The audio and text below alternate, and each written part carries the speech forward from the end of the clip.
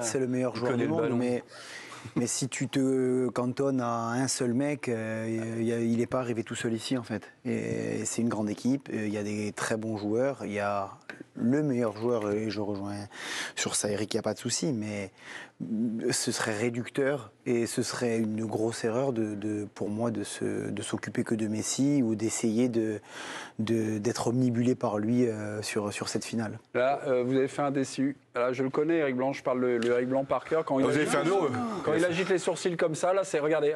Non, il est surpris. Là, c'est l'alcoolique anonyme, c'est lui. Heureusement que tu m'as rassuré, tu m'as dit que tu voulais pas faire entraîneur. Voilà. Donc les perspectives ailleurs sont nombreuses. Et là, je te suis. Non, mais après, là où je le comprends, c'est qu'il est d'un ancien temps. Il voulait un marquage individuel à la culotte. Oui, il y a 10 mecs avec lui. Oui, d'accord. Mais enfin, ici, tu veux que je te dise, moi, je suis argentin, je mets une pression sur un seul mec, c'est Griezmann. Je l'empêche de jouer. Et c'est ce qui va se passer. Et Mbappé va mettre 3 buts, quoi. Non, oui, peut-être. Il peut marquer seul. Mais c'est Grisou, et tu veux que je te dise, je ne serais pas surpris que ça soit De Paul qui joue à l'Atlético de Madrid, qu'il connaît très bien, qui se charge de lui, ou Paredes. Le seul danger pour les Argentins, pour moi, c'est qu'ils peuvent vriller. Peuvent prendre des cartons. Il faut que l'arbitre soit. On est loin de Messi là quand même. Non mais c'est ça. Non mais c'est couper l'alimentation. Enfin, et je vois pas. Non mais je vois pas. Est-ce qu'il faut un meilleur passeur. Bon, laissez-le comme en cours de récréation. Non mais moi ça veut pas dire. Ça veut pas dire, Eric, ça veut pas dire que tu prends Messi et tu le laisses comme ça. Mais aujourd'hui de prendre un mec par exemple et de lui mettre. Pas une individuelle. Ouais mais c'est quoi après s'occuper de Messi, faire un plan de Messi. Mbappé c'est pas une individuelle mais une double. Non mais on voit. Non mais t'es obligé de mettre des mecs sur son chemin. Mais non, mais il est. Non, mais ça, oui. Mais je suis d'accord. Non, mais je suis d'accord. Mais toutes les grandes sélections, quand ils rencontrent des grands joueurs, ils font des plans. On l'a vu pour Mbappé contre l'Angleterre. Ça veut pas dire qu'il ne faut pas s'occuper des autres. Alors, ça serait absurde. Mais obligatoirement, vous avez le meilleur joueur du monde, celui qui va impacter sur le match comme pas un autre joueur ne le fera du côté argentin. C'est celui qui détient les clés du jeu argentin. Tous les Argentins, dès qu'ils ont la balle, le premier mec vers qui ils se tournent, c'est lui. Donc à un moment, il faut trouver aussi des solutions, soit pour couper l'alimentation. Donc si tu muselles Messi, tu as gagné le match. Ah, tu seras pas loin de la regagner. Sébastien, c'est agité sur le plateau. On aimerait avoir votre calme et votre sang-froid. Museler Messi, est-ce la clé de la finale, Sébastien?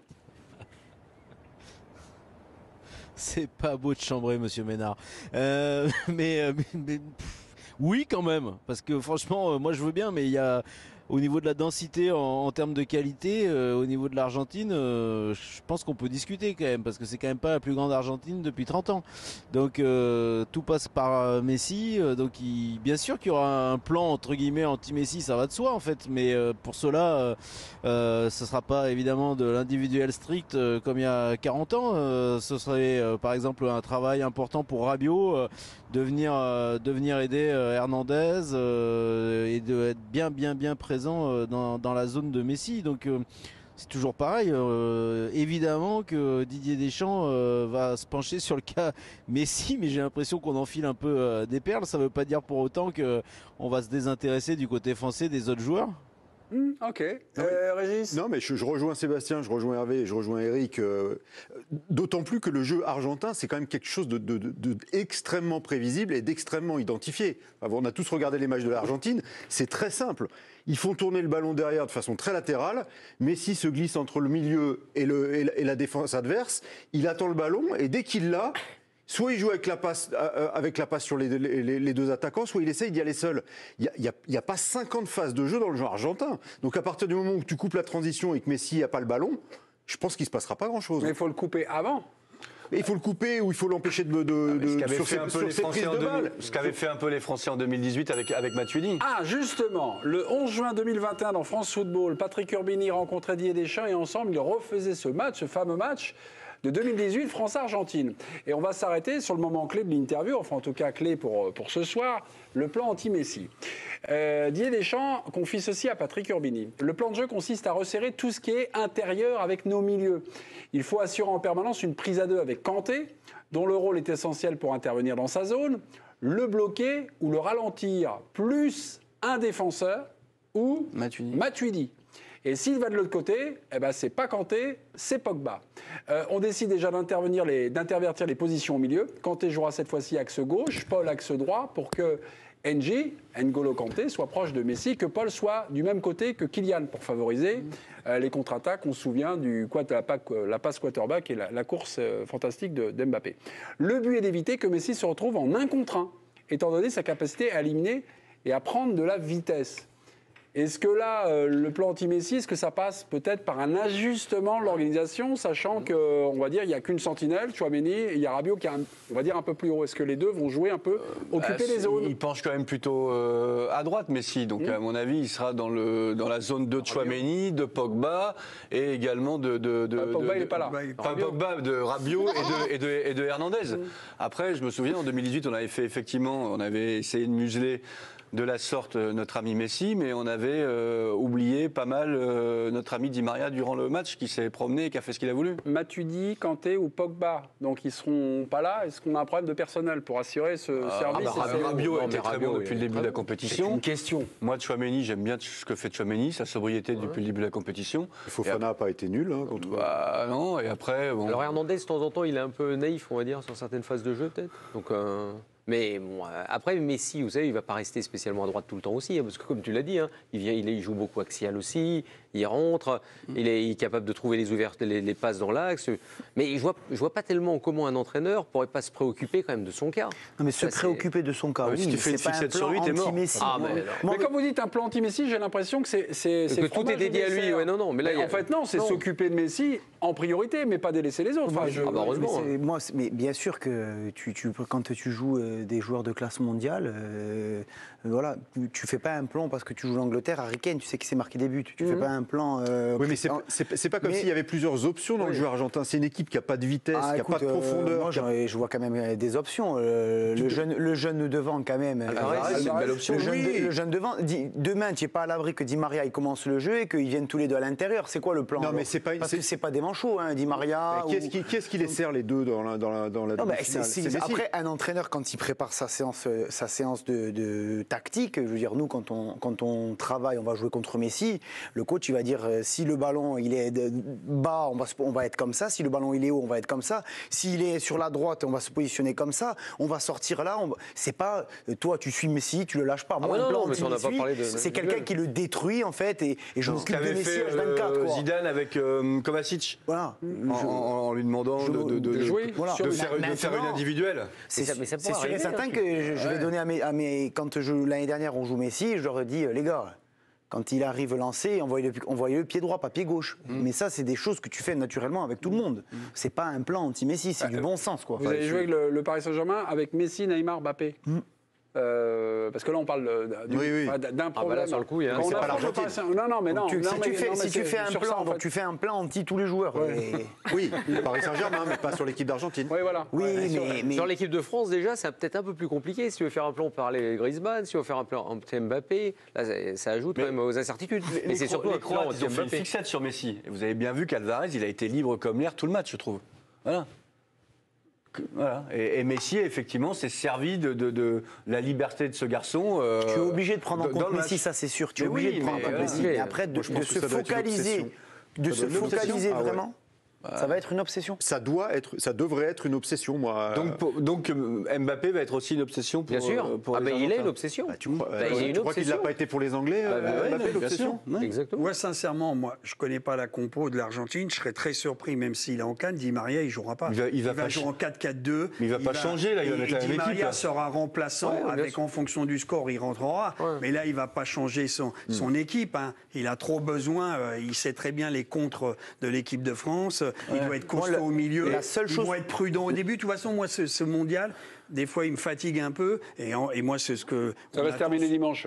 Non, c'est dimanche, ouais. C'est que pendant 20 minutes, personne ne veut prendre des buts. Ça joue pas. Ça joue en arrière. Ça joue sur les côtés. Ça dépend des matchs. Parce que la France a mis un but au bout de 5 minutes. Mais regarde tous les matchs. Brésil, les Croates. Le jour, ils font une première mi-temps, le Brésil. Mais bon, c'est une Coupe du Monde spectaculaire, Eric, quand même. Ah oui, quand même. Non, mais 20 premières minutes, non. Je peux aller sur au frigo. Sur la rigueur. Je peux le dévalisé, je reviens. Sur la rigueur, sur la rigueur, Eric, hein. sur la rigueur, non mais sur la rigueur, les organisations défensives. Ils ont peur. C'est vrai qu'on a parfois le même scénario de match. Je sais pas, les Alors donc Français, elles ils explosent au bout de rapidement. 20 minutes alors. Non, 20 minutes, ça commence à se débrider. C'est pas que les mecs rajoutent énormément, ils commencent à rentrer, ils sont morts de trouille. Ça va être très tendu, à moins qu'il y ait un fait de jeu. Moi, je pense que ça va être une finale électrique. Les gars sont préparés. Les Argentins sont capables de dégoupiller. Leur capacité à Bah, si rester lucide. Paredes va jouer, Attention. Paredes va jouer, c'est sûr. Attention. L'arbitre est excellent. Pour eux, hein. Parce que moi, j'aimerais un Ah oui. arbitre, sincèrement, qui soit. Oui, il est les très arbitres bon. sont pas très bons. Non, lui, mais en général, ils sont pas bons. Faut protéger les joueurs, faut sortir les cartons un peu plus vite. Moi, de temps en temps. Non, mais pour ça, non. Pour Attendez, sur ce plan. Sébastien va intervenir. Ah non, sur ce plan-là, je trouve que c'était Sébastien, plutôt bien fait. Sébastien, C'est bien fait. Ouais. Sébastien. Sur l'attitude. Ouais, allez-y, Sébastien. Non, mais parce que Eric parlait notamment de la possibilité que les Argentins dégoupillent. Mais du coup, il y a une petite musique depuis le début de la Coupe du Monde qui dit que les Argentins sont les bad boys de cette Coupe du Monde. Et il y a de quoi accréditer cette thèse par différentes situations. Mais je trouve qu'il y a quelque chose dont on ne parle pas côté français, peut-être parce que nous sommes français nous-mêmes, mais cette équipe de France, elle est diabolique parce que elle triche. Chaque fois qu'il y a un coup franc, c'est 45 secondes. Une touche, c'est 35 secondes. Et elle gagne du temps. Mais elle le fait avec beaucoup de sourire. C'est-à-dire qu'il n'y a pas de voyous, en fait, dans cette équipe de France. On les voit pas. Les Argentins, il y a Paredes, il y a des gestes qui sont spectaculaires. Mais côté français, ça doit être insupportable de jouer contre cette équipe parce qu'ils trichotent comme ça et ils sont malins et toujours avec le sourire, ils ont le smoking, tout va bien. Ils sont filous, ils sont sournois. Ça, franchement, c'est la première fois que j'entends ça de la part. Non, mais de la part d'un chroniqueur de l'équipe du soir. Ouais, mais je sur ça. J'ai pas fait attention à ça. Moi non plus. Non, non plus. Honnêtement, j'ai pas. Bah, Jean-Louis, vous en avez eu parfois en face de vous des filous. Ouais, mais non, vous les voyez filous, nos Français? Non, je n'ai pas perçu ça sincèrement. Après, j'ai perçu beaucoup d'agressivité, je dirais, chez les Argentins. Ce qui se passe pour moi. Voilà, Argentine-Pays-Bas où Paredes se tire dans le banc de touche, ça doit être rouge. Déjà le tac. Ça doit être rouge. Non mais Sébastien. Hernandez par exemple, vous calculez vous calculez le nombre de secondes qu'il met pour me faire une touche. Ouais. Hier, c'est impressionnant. Ouais. Impressionnant. Oui, mais Hernandez, c'est quand même un Sébastien, vous spécialiste. n'avez pas convaincu. Reprenez la main, soyez pédago, parce que là, on voit pas, mais c'est intéressant. Hein, Non, mais c'est pas très grave si j'arrive pas à convaincre le plateau, ça c'est pas un souci et peut-être que le plateau a raison, c'est pas un problème. Mais moi je vous dis qu'au stade, c'est extrêmement spectaculaire.